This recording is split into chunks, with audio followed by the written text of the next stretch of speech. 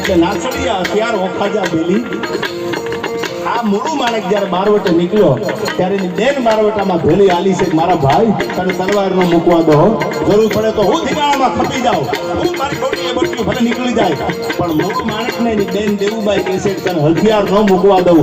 ઓખામાં બનેલું ઓખામાં ટકાણેલું આ ગીત છે, ત્યાં દ્વારકા વાળા બેઠો છે એ આ ગીત છે. અને ઈ બાપુ પ્રસંગો દાદા છે, પણ મૂળું માણેકના બાપુનું નામ સમૈયા માણેક હતું. દ્વારકાના ભગવાન દ્વારકાધીશના મુરલીધર મહારાજના પરમ ઉપાસક હતા અને હાથમાં માળાનો બેનકો લઈને બે દ્વારકા વાળો સામે હોકારા દેતા હતા. ત્યાં જાણો તો કથા કે હો નાળિયેર છોડવા જેવી ગામડાની અભણબાઈ આવી, દીકરાનો જન્મ થયો, એને એમ કે સોમૈયા માણેકની ખાંભી હશે પાદરમાં, આવીને ઊભી રહી એટલે કીધું ક્યાં છે સોમૈયા માણેકની ખાંભી?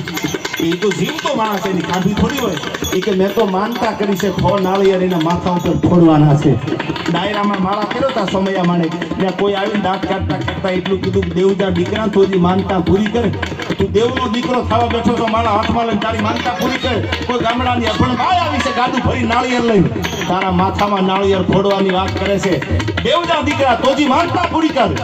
અને તેદી દ્વારકાના દેવળ સામે મીટ માંડીને કીધું તું કે મુરલીધર મહારાજ મારી આબરૂ ન જવા દેતો. અને જે ગાડું ભરીને બાઈ આવી હતી, દીકરાનો જન્મ થયેલો 15 વર્ષે, માનતા કરેલી, દ્વારકા વાળા દેવળ વાળાને લાજ રાખવી. અને બાઈની સામે જોઈને કીધું બેન તમારી માનતા છે? હા. કેટલા નાળિયેર છે? 6 નાળિયેર છે, તમારા માથામાં કપાળમાં ફોડવાના છે.